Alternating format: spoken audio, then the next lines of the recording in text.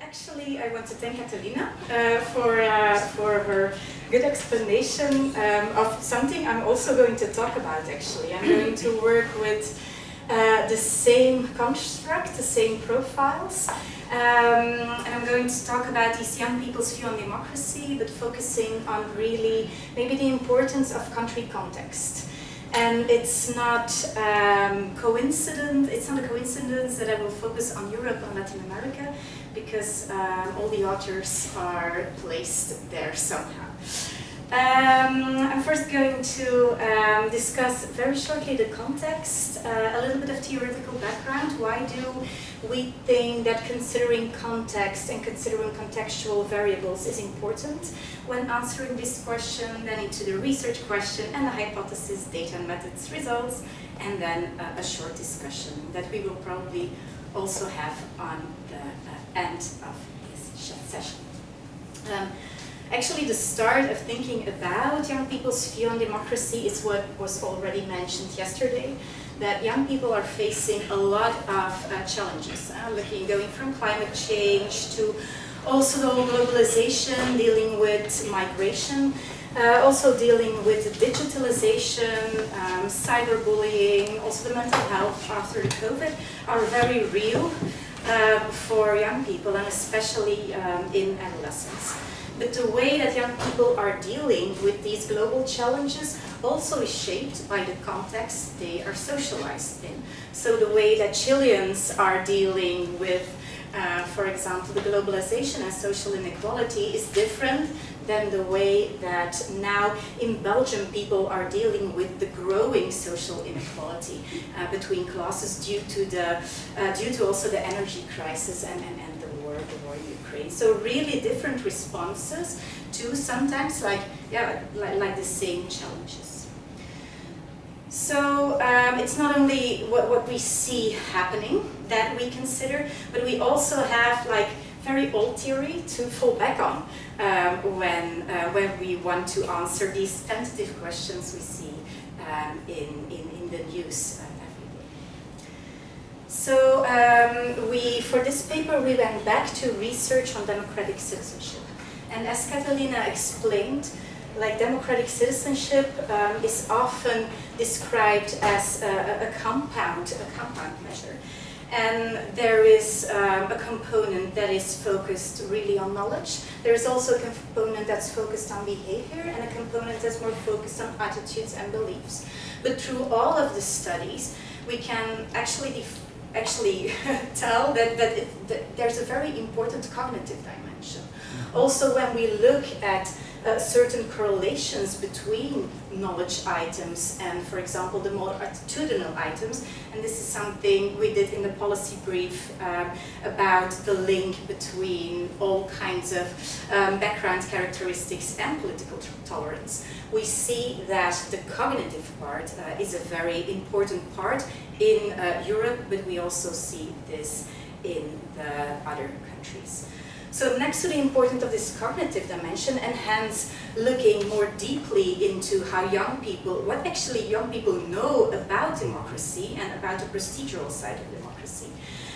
We also know that looking into theories of path dependency and also looking into theories of how the freedom, the context is in a country at the moment, but also the development of that country are important to consider. And the path dependency theory is really looking at how historical facts, like having a totalitarian regime in the past, might influence the views on democracy in the present. Because views on democracy are transferred somehow by classes in school about politics. But when 20 years ago you were still living in a more authoritarian regime, maybe your parents might also transpose, or your teachers might also transpose those maybe different views on democracy, and your view on democracy will also differ from somebody who's socialized in a longer living democratic setting.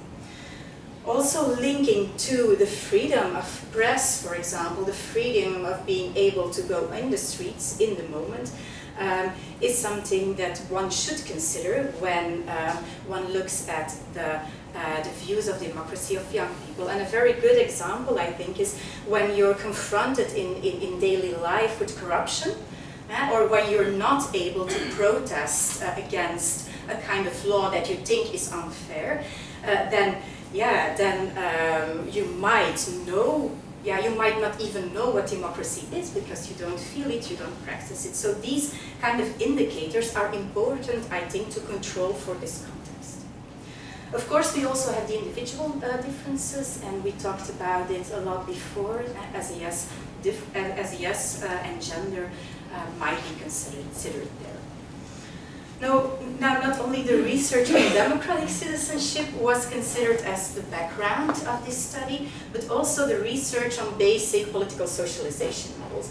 And that's mainly also linked to the very important cognitive dimension in this whole story. Because in all the models of political socialization, that knowledge part, that building the knowledge part, plays a very important role. In the cumulation model, it says that it's through direct teaching, to direct speaking about facts, about what democracy is to young people, that young people build their view on democracy. In the identification model, it's more that young people, for example, identify, imitate their parents when they go to the polling booth. So it's really something they see doing and they imitate. In the interpersonal transfer model, they, for example, experience the relationship in classroom, respectful relationship with their teacher, and they're going to transpose this respectful relationship onto democracy. So an institution that is there to care for me, that to represent me, and I'm going to have trust in it. So all these kinds of models, they imply like the knowledge that, they imply a very important knowledge component. And then the cognitive development one, I think, is the most pessimistic one, because in that way of thinking about views on democracy, there will be some citizens that will never reach like that high level, because it's really about the complex and thinking. So that is just something to think about, these different models, and I think the cognitive development model really linking two models of Piaget, and we also know that we can criticize those a lot, but might be something to consider, that some people might not become or might not have a full-fledged view on democracy just because they cognitively cannot reach this. Now the research question and hypothesis is really going to focus on the contextual level and more specifically on the country context. The hypothesis 3, we will do that in another step, because we're not completely satisfied yet with the preliminary results we have now for especially hypothesis 2. So the hypothesis 1 is that there are different profiles regarding views on democracy and that they exist in early adolescence, and that's something that Catalina already showed us today. Hypothesis 2 is that these profiles have different patterns based on the country context. And there, under hypothesis 2, we test the two explanations we find in the literature. It's mainly due to the historical context, so the path dependency, or it's due to the current democratic status of a country. And then later on, we want to also look at these individual background characteristics and take them into account. For the data and methods, we also use ICCS 2016, but slightly different than Catalina showed us. We will only use the European and the Latin American countries, hence the title. So a slight distinction there. This is another description of a slide, nice slide of the IEA, thanks for that, of the respondents that filled out the survey. For the methods, we used basically the presentation of Catalina, and this analysis we used the latent class analysis. And I really think this way of looking at young people is something very interesting, and somehow I have the feeling it shows us more than striving for like all this causality in models and So I kind of like this approach. So we will use the latent class analysis, and in this we will use the latent classes and then link them, correlate them with these context characteristics. They are most of the time used in political science, so I will explain, I will give a short explanation about that. So these again are the items. Is the following good, neither good or bad for democracy, with the same coding as before.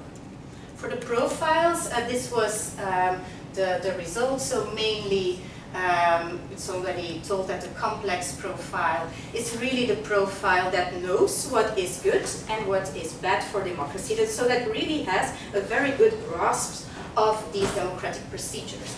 Then the minimalist profile, they all the more critical and more liberal parts, they're not really there with the minimalist vision, and then the limited vision, you see that it's overall low.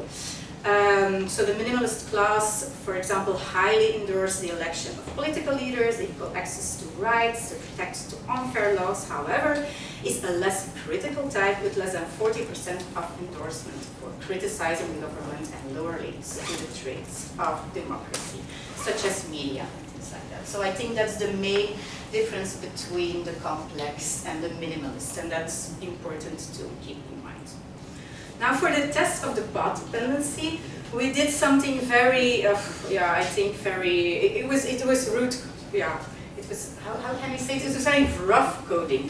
So we looked at the past, at the last 100 years, and we said, okay, was there an authoritarian regime there, yes or no?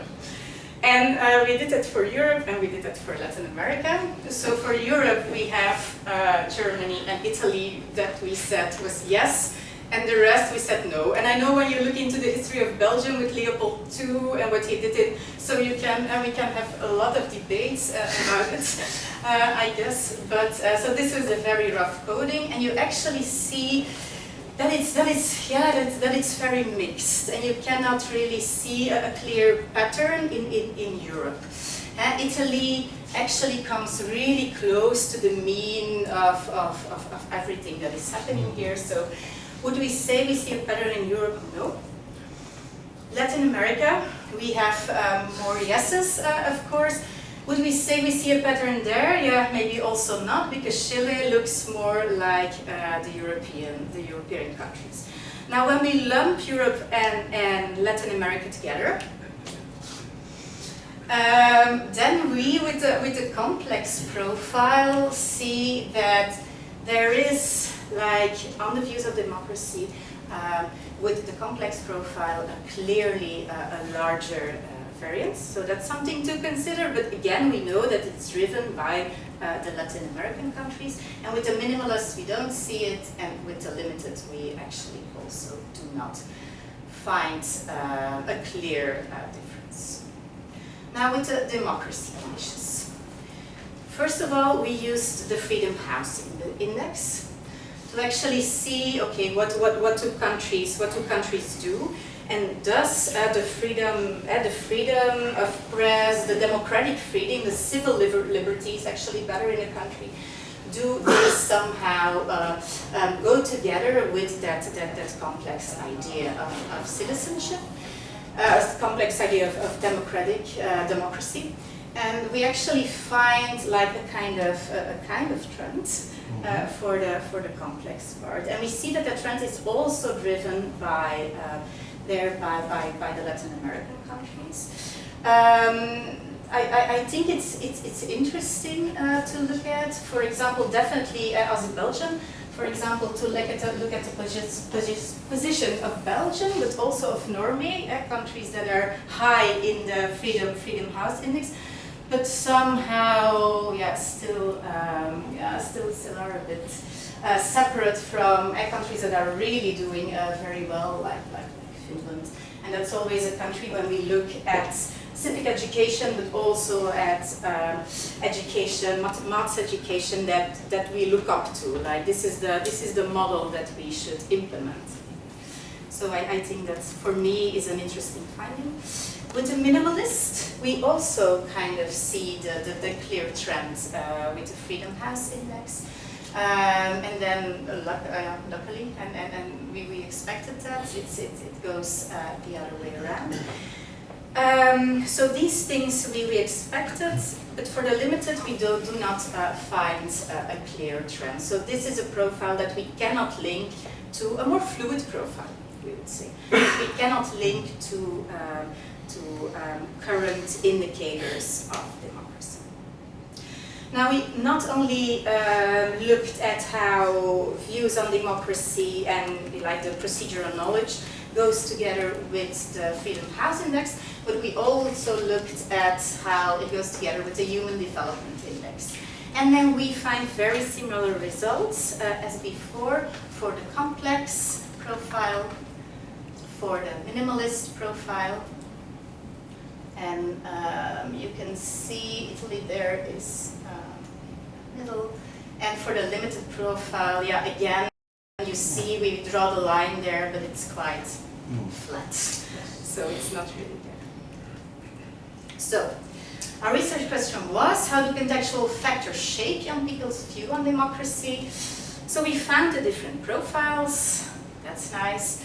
These profiles, they have different patterns based on the context, based on this very, very rough analysis. I would now incline to say no. Based on the analysis of the second one, like the current democratic status, I would be more inclined to say yes, but between parentheses, because I think we really need to get in more individual level variables too. And also the cross on parentheses, because there is something going on in the complex profile, but we do not exactly know what. Now for the discussion. First of all, I think when we want to write a paper and want to finish it, it's important that we really can establish that the views on democracy question used in ICCS can be used as a cognitive knowledge question. So is it really knowledge about democracy we're measuring there? Or is it maybe something like indifference? Or like the difference between I don't know or I don't care actually. So this is something we have to, with more fine-grained analysis, we have to find out. Yeah, that was it. And then I want to thank you. And I put the references for the theory on the